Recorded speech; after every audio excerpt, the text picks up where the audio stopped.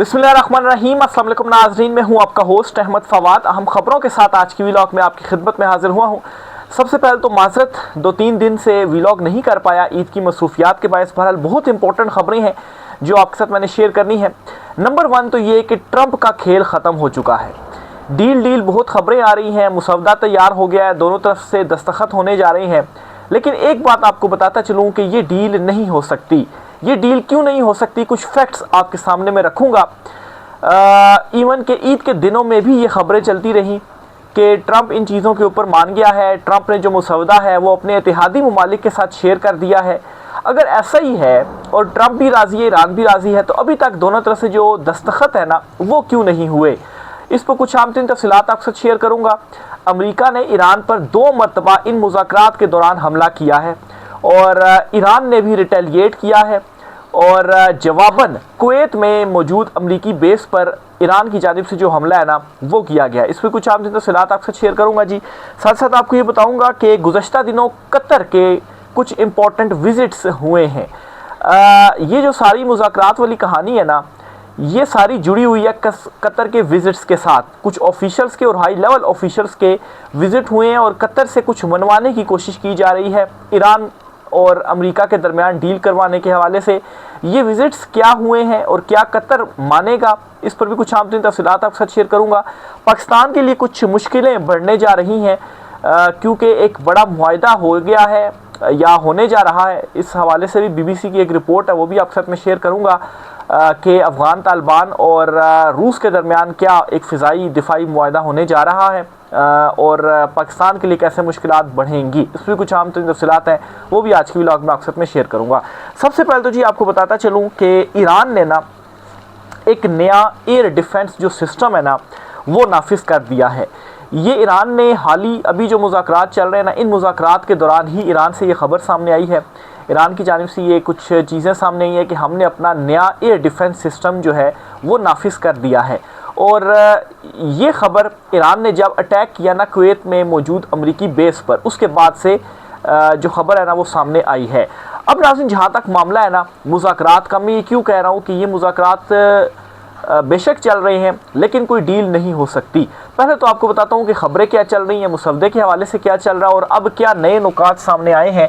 और ये भी नए नुकात असल में नए नहीं हैं, असल में इनमें भी वही सारी पुरानी चीज़ें ही हैं। बहरहाल फिर भी आपके साथ मैं ये ज़रा शेयर करता हूँ जी कि इन नए नुकात में क्या कहा गया है। सबसे पहले तो जी अमरीकी सदर डोनाल्ड ट्रंप ने ईरान से मुमकिन मुआहदा का मुसवदा इसराइल समेत इत्तेहादी ममालिक को भेज दिया है। रिपोर्ट के मुताबिक मुजवज़ा मुआहदे में अब नाए हरमूज़ खोलने की शिक, अमरीकी नाकाबंदी ख़त्म करने की तजवीज़, ईरान के मुंजमद $12 अरब असासों तक रसाई, 30 रोज़ में अब नाए हरमूज़ को जंग से पहले की सतह पर बहाल करने का मनसूबा शामिल है। दी गार्डियन के मुताबिक चीन चाहता है कि ये मुआहदे की हतमी तौसीक अक़वाम मुत्तहिदा के ज़रिए की जाए। अगर ये मुआहदा तय पा जाता है तो मशरिक़ वस्ता की सियासत में एक बड़ा मोड़ आ सकता है। ये जी दी गार्डियन है और दी गार्डियन ने ये जो मुसवदा है ना वो शेयर किया है और ये बताया जा रहा है कि ट्रंप इन चीज़ों के ऊपर एग्री है और उसके बाद ट्रंप ने ये अपने इत्तेहादी ममालिक के साथ शेयर किया है। भी अगर ट्रंप एग्री है तो उसने आखिर क्यों ईरान के साथ वो दस्तखत नहीं कर रहा, और दूसरी तरफ से जो ईरान है ना वो भी दस्तखत नहीं कर रहा। मसला ये है कि जो ईरान के मुंजमद असासे हैं ना वो असासे अमेरिका बहाल नहीं कर सकता है, ट्रंप बहाल नहीं कर सकता है। क्यों?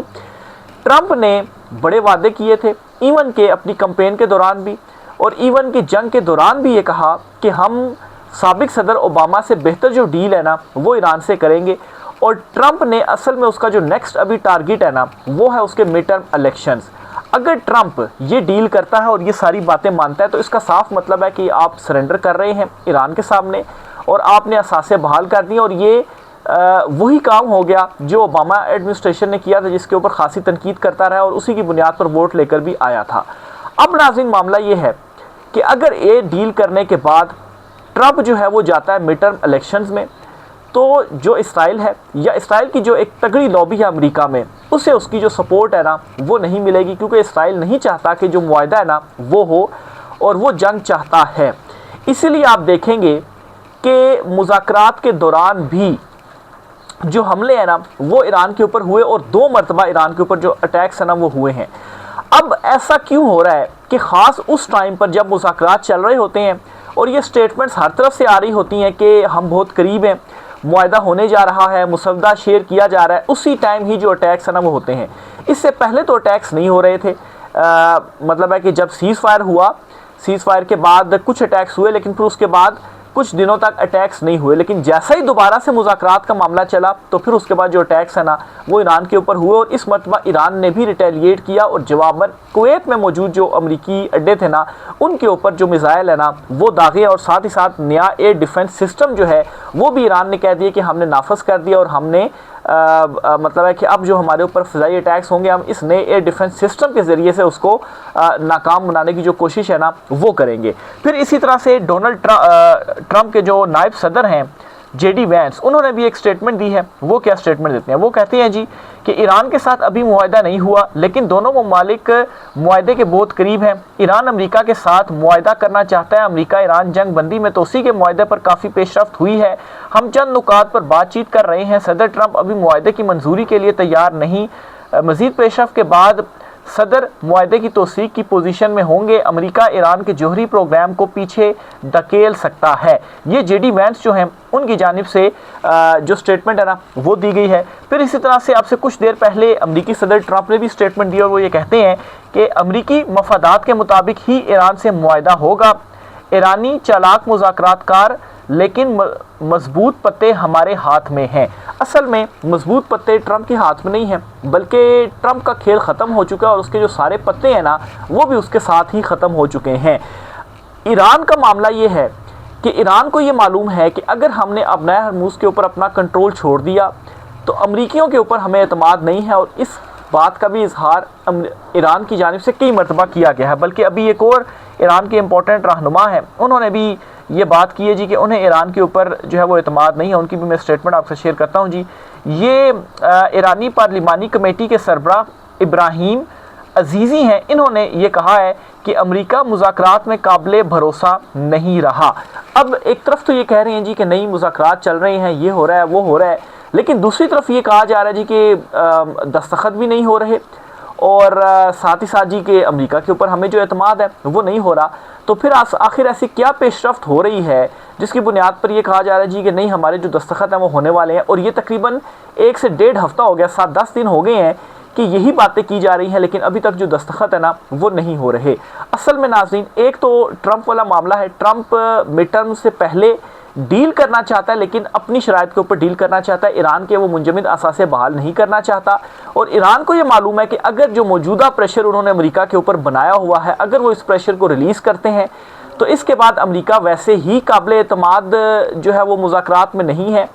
और अगर हम मौजूदा प्रेशर रिलीज़ कर देते हैं तो 2 महीने के सीज़ फायर में जो जौहरी मामलात के ऊपर मुज़ाकरात होने हैं उसमें ऐसा नहीं होगा कि अमेरिका हमारे ऊपर जो है वो कोई हमला नहीं करेगा, या उसमें कोई हमारे साथ अमेरिका के साथ जो मामलात है वो तय होंगे, ऐसा नहीं हो पाएगा।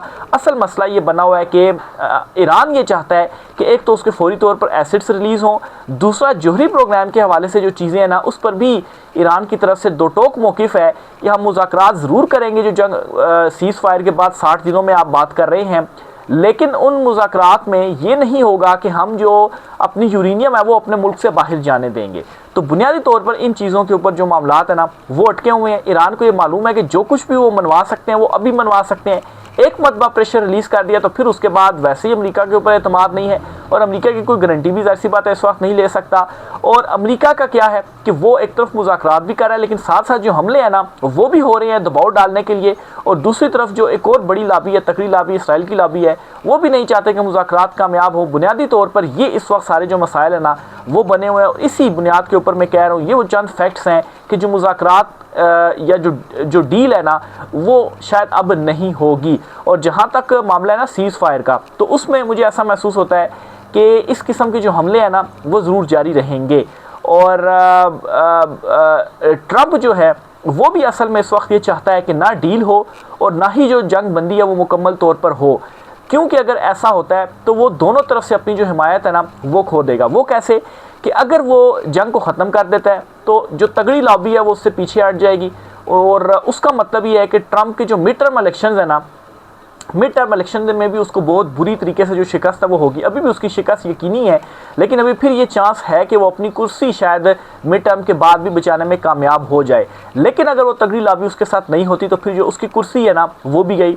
और दूसरी तरफ अगर वो हमला कर देता है ईरान के ऊपर तो फिर उसके लिए मसला ये है कि उसकी अपनी आवाम ही उसके खिलाफ पड़ी हुई है और वो इस पोजीशन में अब नहीं है कि वो एक तगड़ा हमला ईरान के ऊपर करे, क्योंकि उस सूरत में जब ईरान जवाब देगा तो फिर अमेरिका के पास कोई ऐसी हिकमत अमली नहीं है कि ईरान को वो रोक पाए। और अभी तक की इस जंग के दौरान हमने ये देखा है कि ईरान के पास अमेरिका की हर हिकमत अमली का जवाब था और अमेरिका को इस जंग में बहुत बुरी तरीके से जो शिकस्त है ना वो हुई है। दूसरी इंपॉर्टेंट खबर यह है कि कतर के कुछ जो विजिट्स हैं ना, कुछ ऑफिशियल्स के, हाई लेवल ऑफिशियल्स के विजिट्स हुए हैं कतर में। अब नाज़रीन, जो एक ये शर्त थी ना ईरान की कि हमारे जो एसेट्स हैं ना वो बहाल किए जाएं, ज़ाहिर सी बात है ट्रंप की शर्त तो रख रहा है लेकिन ट्रंप एसेट्स बहाल नहीं करेगा। इसमें कतर के हवाले से ये कोशिश की जा रही है कि किसी तरह से कतर जो है वो ईरान को पैसा दे दे और इस तर्ज में वो जो अमाउंट है ना वो ईरान को फराहम कर दी जाए कि ठीक है हम कुछ डेवलपमेंट फंड्स के तौर पर ईरान को पैसा दे रहे हैं, उसको डेवलपमेंट फ़ंड का नाम दे दिया जाए और वो पैसा कतर ईरान को दे दे और ईरान के साथ ये डील की जाए कि देखें आपके फ्रोज़न एसेट्स उसके बदले हमने आपको ये दे दिए हैं। और ट्रंप अपने मुल्क में ये बयानिया बनाए कि देखें जी हमने तो कोई जो एसेट्स हैं वो रिलीज़ नहीं किए। तो ये एक तीसरी जो कोशिश है वो भी चल रही है। लेकिन अब इसमें इंपॉर्टेंट ये है कि क्या ईरान इस चीज़ के ऊपर मानता है कि भाई डेवलपमेंट फ़ंड वो क्यों ले जबकि उसके अपने जो एसेट्स हैं वो पड़े हुए हैं, और आखिर कतर जो है वो इतनी बड़ी अमाउंट क्यों कर ईरान को देगा। तो इसके लिए जी कुछ विजिट्स हो रहे हैं लेकिन अभी तक इसमें से कोई कटाकटी निकल कर सामने नहीं आया। आखिर में जी आपको पाकिस्तान के हवाले से खबर देता चलूँ कि पाकिस्तान के लिए कुछ चीज़ें हैं ना वो शायद मुश्किल हो रही हैं या मुश्किल बनाई जा रही हैं। देखें, पाकिस्तान का एक क्लियर मौक़िफ़ है कि जो अफ़गान बॉर्डर है, अफ़गानिस्तान वाली जो साइड है वहाँ से पाकिस्तान के अंदर जो टेररिज्म है वो होती है और वो भारत की जानिब से स्पॉन्सर्ड होती है। भारत उसके पीछे है, वो उसको सारी जो सपोर्ट है वो फ्राहम करता है। इस हवाले से पाकिस्तान ने कई मरतबा अफ़गान तालिबान को जो है वो वार्न भी किया, उनसे कहा भी कि आप अपनी सरज़मीन पाकिस्तान के अगेंस्ट इस्तेमाल ना होने दें। और इसमें जी पाकिस्तान ने फिर ये भी किया कि कुछ जो फ़िज़ाई अटैक्स थे वो भी पाकिस्तान की जानिब से किए गए, ख़ासा नुकसान भी पहुँचाया गया अफ़गान साइड पर जो उनकी सरज़मीन यूज़ होती रही है और इसका कोई जवाब नहीं था अफ़गान तालिबान के पास। बहरहाल जी अब इसमें ख़बर क्या एक सामने आई है और कैसे पाकिस्तान के लिए शायद कुछ मुश्किलें जो हैं वो पैदा हो जाएं। BBC की जानिब से ये रिपोर्ट किया गया है और इस खबर के मुताबिक अफ़गान तालिबान वज़ीर दिफा मुल्ला याकूब का दौरा रूस और मास्को से फ़िज़ाई दिफाई निज़ाम का मुआहिदा, यानी कि जो अफ़गान तालिबान है ना उन्होंने फ़िज़ाई दिफाई निज़ाम का जो मुआहिदा है ना वो रूस के साथ कर लिया है। अब इसका मतलब ये है कि बजाय इसके कि अफ़गानिस्तान या अफ़गान तालिबान ये कोशिश करें कि वो अपनी सरज़मीन इस्तेमाल ना होने दें, उनकी जानिब से ये किया गया कि अपना जो दिफाई निज़ाम है ना वो रूस के साथ उन्होंने मुआहिदा कर दिया कि अगर पाकिस्तान की जानिब से जो है वो कोई हमें जवाब दिया जाता है तो हम उनके जो फ़िज़ाई हमले हैं ना उनको रोक सकें।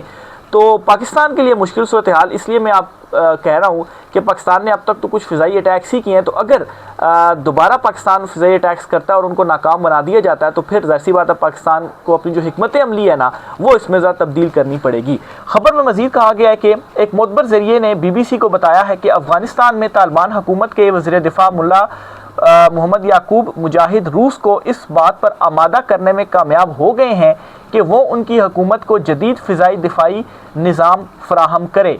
ज़राए के मुताबिक ये मामला पहले से ही मास्को के साथ ज़ेर बहस था और वज़ीर दिफा के हालिया दौरे के दौरान रूस की जानिब से कराई गई यकीन दहानियों पर अमली पेशरफ्त हुई है। यानी कि पहले से मामला चल रहे थे और चीज़ें तय होगी हुई थी और अब अमली तौर पर इसके ऊपर जो पेशरफ्त है ना वो हुई हैं। अमली तौर के ऊपर ये पेशरफ्त कि रूस अब तैयार हो गया है या वो फराहम करने जा रहा है अफ़गानिस्तान को ये सारी टेक्नोलॉजी।